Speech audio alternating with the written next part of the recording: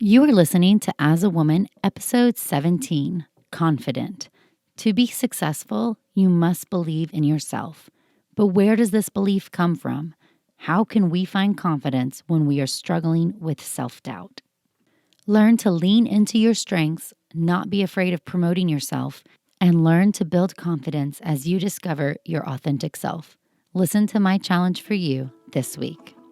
Welcome to As a Woman, the podcast hosted by fertility physician Dr. Natalie Crawford to educate and empower women. Each week, learn about your health, your fertility, and how they relate to your true self. Become a part of the community fostering collaboration over competition while learning how to authentically find your voice and amplify others as a woman.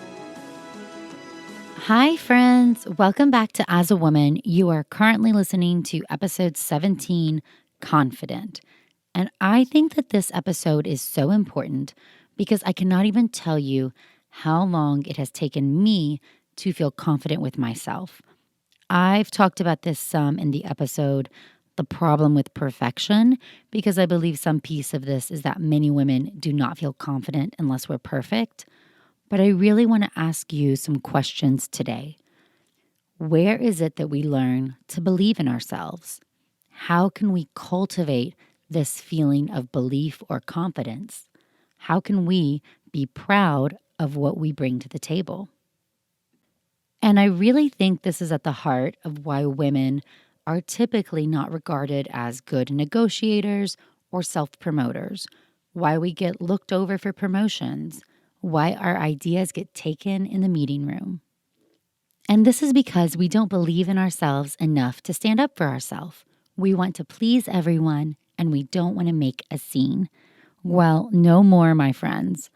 Because listen, you are amazing, incredible, smart, capable, and you can really do whatever you put your mind to. It will take action, hard work, planning, time, and it won't be easy, but you can most certainly do it. Listen to me. The hardest part of this is you. It is not finding the time. I promise you, the things that are important to you, you can find the time for. Just like all the Game of Thrones fans, right? This actually isn't me. I'm not a huge TV fan, but my husband and almost every other person I know loves Game of Thrones. And you know what? People sure find time on Sunday to watch. If it's important to you, you'll make it work. This goes for other things in your life also. And you are not afraid of hard work. I know that's for sure. You can work hard. That's not a scary part. And I know you love to plan because don't we all? So I'm not worried that those are going to be the barriers standing in your way of success. But the biggest barrier, the biggest thing standing in your way, it's you. Listen, you are your biggest roadblock to success. Friends, I love you all, and I mean this so sweetly. This is given with all the love and all the seriousness that I can. You are your biggest barrier. And this is why. You don't believe in yourself. You don't believe that you can do it. You don't believe that you are worth it. You don't know what you are worth. You have tied your worth to somebody else. You think that there are other people who are better, who are more qualified, more experienced, prettier, more well-spoken, more knowledgeable, whatever. You are your biggest barrier. We are all so different, but here we are all the same. We are all girls with big dreams who need to grow up and experience and live and make decisions. Life is short. If you do not believe in yourself, who is going to? You need to be honest with yourself. You need to understand what it is that you want, what it is that will make you happy, what it is that you are passionate about. What goals do you have? And then you need to visualize yourself in that role, and you need to believe because you are good enough. You are worthy. And I've been there. I have been the girl who moved around a billion times, and I was always the new girl in class. I was the one who didn't fit in, who didn't raise my hand, who didn't think she was the smartest or the prettiest or the best. I've been the girl who didn't want to leave the thing that was wrong for me because I was afraid, because I didn't believe in what I had to offer. I was being my biggest barrier to success. And I don't want you to be in that position also. I don't want you to be what's holding yourself back because you don't believe in yourself. There's no space for that. There's no time for that. Life is too short. Your mindset is your number one battle. And so stop believing all the excuses that you tell yourself. I mean, I have them of my own, so here are some of mine. Excuse number one, I'm not a good public speaker. I believed that for years, you guys. I let public speaking make me so nervous that I became a terrible public speaker. I leaned into the insecurity and it ate me up. I know it's kind of ridiculous, but I didn't believe that what I had to say was worth standing up in front of anybody and saying it. And look at me now. Now I record this podcast. Granted, it's in my closet, so I'm not really in front of any of you. But I also speak out on social media and I give talks and I've been on the news, so I'm not afraid to put the things that are important to me out there. But I was my number one barrier to getting to this phase, even though I really believe in the content and the message that I want to share. Okay, excuse number two. I'm not tech savvy enough to do social media. I mean, that's kind of true in a way, right? Like, I didn't have a Facebook or an Instagram account until I started my Instagram account 3 years ago. So, this was not a space I was really familiar with. I did not know how to use Instagram, but I saw the value in putting a message out there and I learned because I'm smart enough. The point is, I used the excuse that because I didn't know tech stuff, I didn't know how to do it, that I couldn't have a website or a blog. False, I have that now. That I couldn't understand what equipment to record a podcast or to buy a microphone. False. Here's the thing, you guys, those are just excuses. I was being the biggest barrier to getting content and to educating women. I was the barrier because I didn't believe in myself. I'm really smart. I mean, we all are. The internet now has a lot of ways to research. How do you post an Instagram story? What microphone do I need for my podcast? And I have really good friends and people who have become good friends who I just have reached out to, like Ryan Gray at Med School HQ. His podcast rocks, and I've been on it. Fortunately, I was lucky enough to be a guest in Specialty Stories. And you know what? I just reached out. Dear Ryan, I'm starting a podcast. Don't call me crazy, but please, please, please help. And you know what? People really do love to help people. People want to see people win and succeed. When you surround yourself with the right people, dreams can come true. So instead, he could have kept all his podcast secrets to himself. Is that what he did? No, he shared them. But the point is that my excuse number two of I'm not tech savvy enough to have a social media presence is baloney. It doesn't make any sense. I would just let that stand in the way of doing things for too long because I didn't believe that I could do it. And you want to know another one? Excuse number three. I'm not competitive enough to get into an REI fellowship. Most of you know I'm an REI. I'm a fertility physician. The field is reproductive endocrinology and infertility, and it is a 3-year competitive fellowship after a 4-year OBGYN residency. And it's hard because there's very limited spots across the country. Most programs take one fellow.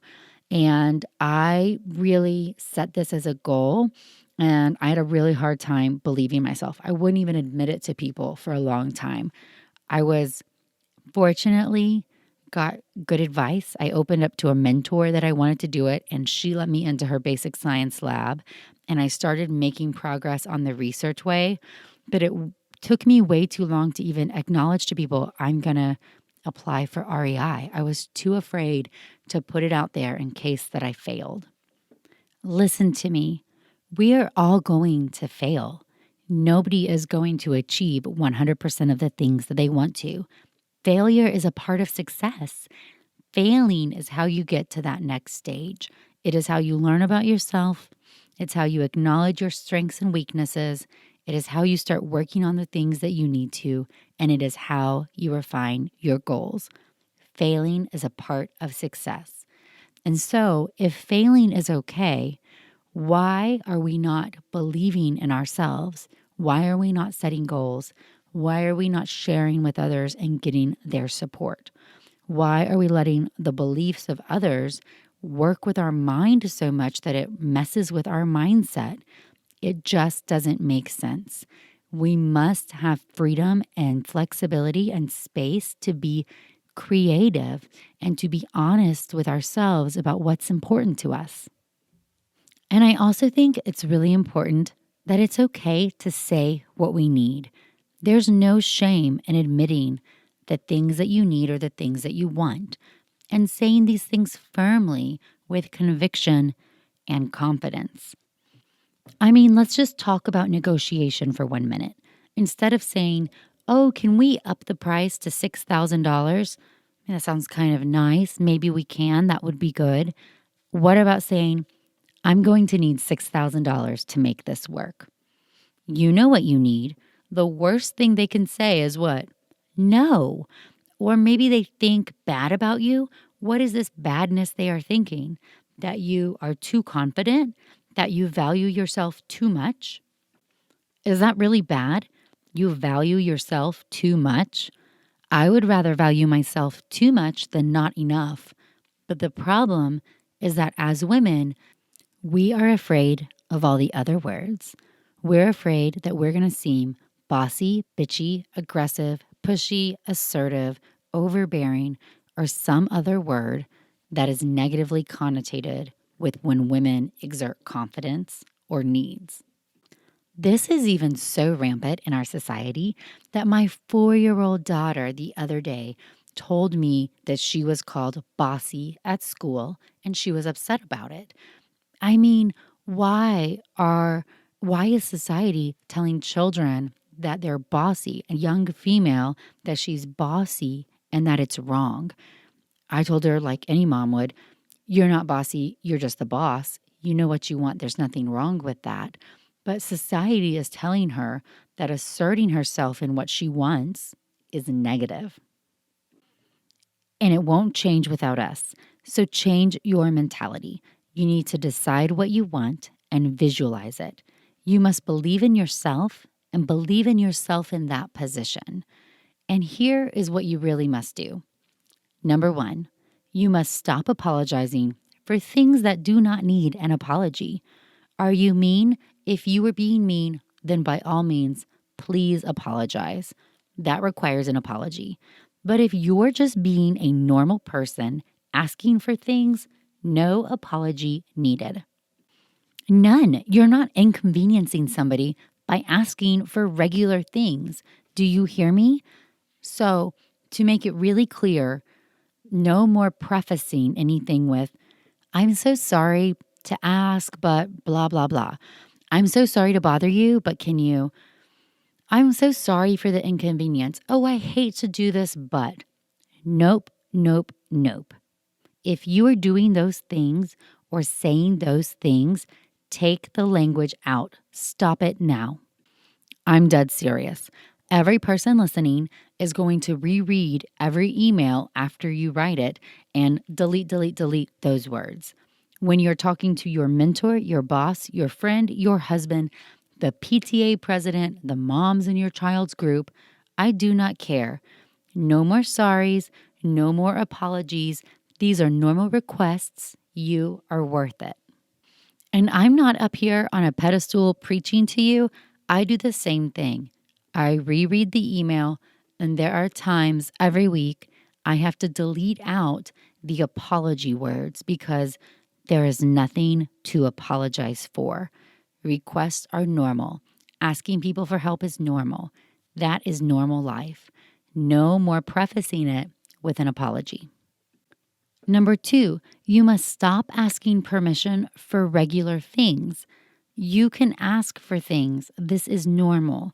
So I don't care how simple or complex it is. You don't need to ask permission. Oh, are you okay if I bring oatmeal cookies instead of chocolate chip cookies to the party because I'm vegan, so I don't really have a good chocolate chip cookie recipe? Nope, no more. Don't need to ask for normal things. Hey, I'm bringing vegan oatmeal cookies. Thanks. That's good enough. And so just remember, if it's a regular thing, you don't have to ask permission for everything. And number 3, You must stop agreeing to everything in order to please other people.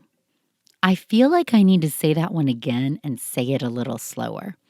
You must stop agreeing to everything in order to please other people. You can gracefully decline, and hear me out. You must decline some things in order to find the time for the things that matter to you. So it doesn't matter what it is, but if it's something that's not going to magically or significantly help you or help other people or something that you're passionate about, and the real litmus test is it going to pull you away from those things that are important to you? Do you need to be on that extra committee if you're going to be away from your kids more? Is it going to advance your career, or is it about something you're so passionate about that it's worth being away from your family? Or are you going to be so resentful that you're not with your kids and you're doing this other thing that you're going to not get anything from it? Do you need to take on this research project? I mean, maybe if you have no research projects and you're trying to get to the next level of your career and you need research experience, yes, you do need it. But if you have 4 other research projects and this is one that you're not really interested in, then what is it doing but taking the time away from the other things you could be doing? It's not helping you achieve your goal. If it doesn't interest you and your plate is full, someone else, 1, may enjoy the opportunity, 2, would do it better than you can do it, and 3, the project maybe deserves that. And it is okay. There is no shame in honesty. There is no shame in saying, I appreciate this opportunity so much, but right now, I can't dedicate the time to it that it needs. Or my plate is too full. Or I'm so sorry, but this isn't really in line with my main interest, and I'm afraid it's not a great fit for me. There is no shame in honesty. Did you hear that? There is no shame in honesty. Nobody wants you to live this life that you don't want. People genuinely want you to be happy, especially people at work or in school or mentors or in training. Nobody wants you to be miserable. You, though, are the guide of your life.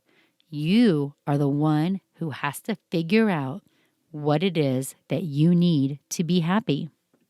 And this is where our own confidence really stands in our way. It's on twofold. 1, it prevents us from dreaming really big dreams because we don't believe that we can accomplish them.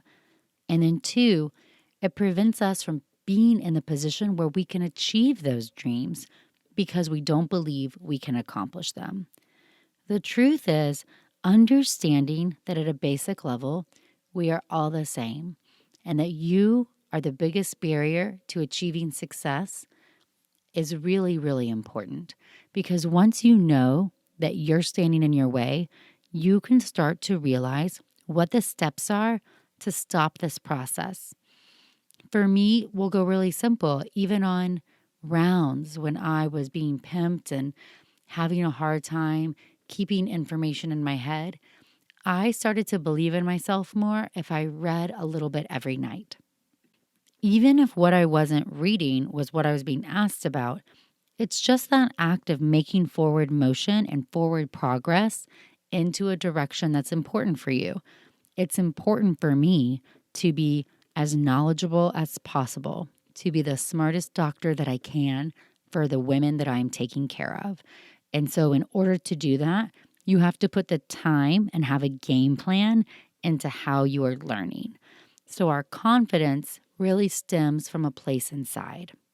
And so, I think the key to confidence is twofold. 1, set big goals. 2, set an action plan. What do you really have to do to accomplish them?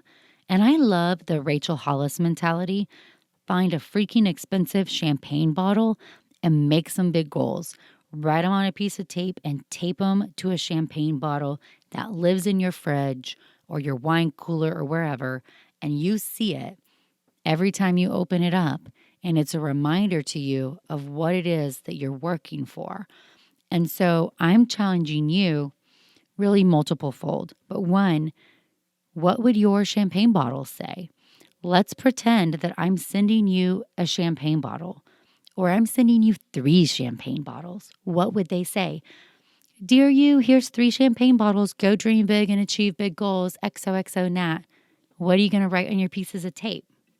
This is an important question because unlike what is your goal, which is an abstract idea, remember mine is I want to educate and empower women. That's an idea. But writing something on a piece of tape that's concrete, a tangible goal that you can achieve or not achieve. And so, what would it be? Get your notebook, get your life planning document on your computer, whatever it is. What are the big things? What are tangible goals that you dream about? The stuff that feels too big to admit out loud.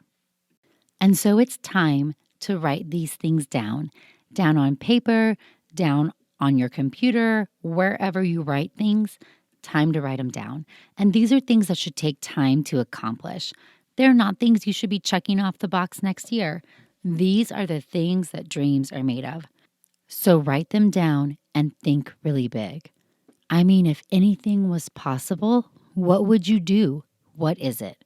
Would you write a book, get a degree, run for office, design clothes, have a podcast, have an app, be on TV, pay off your loans, have financial freedom, quit your day job, run a marathon, have a YouTube channel, sing the national anthem at a baseball game, buy a house, be a backup dancer for J-Lo, become board certified, whatever.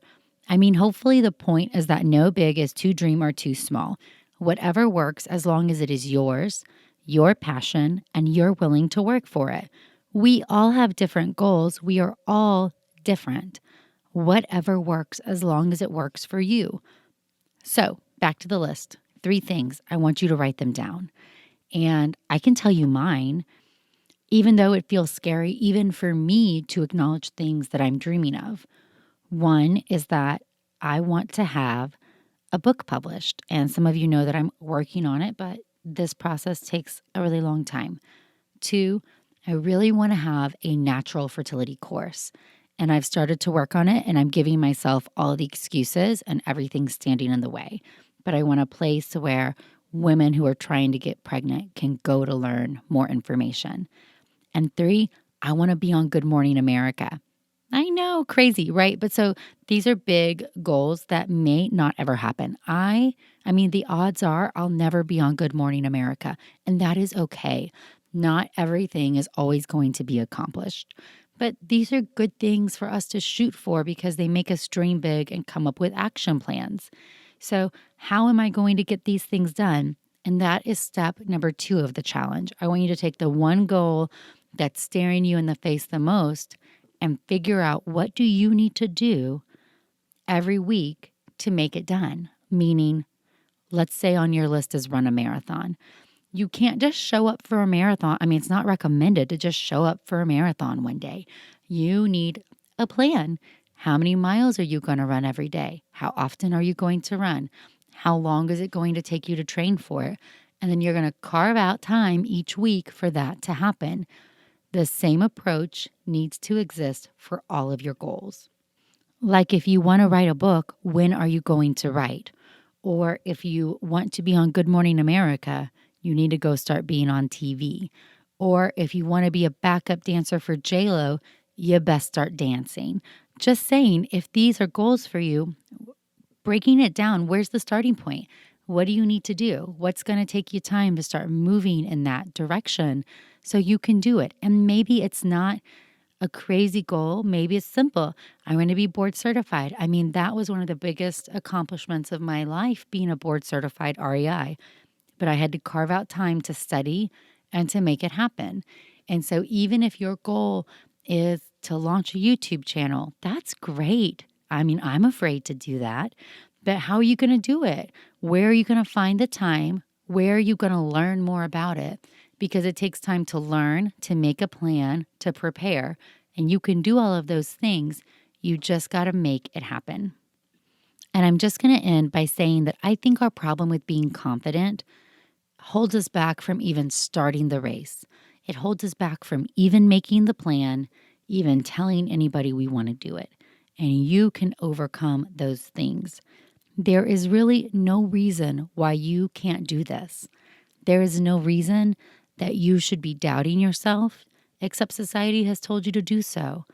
And I want you to take the self-doubt, the apologies, the permission, the saying yes to please everybody out of your life.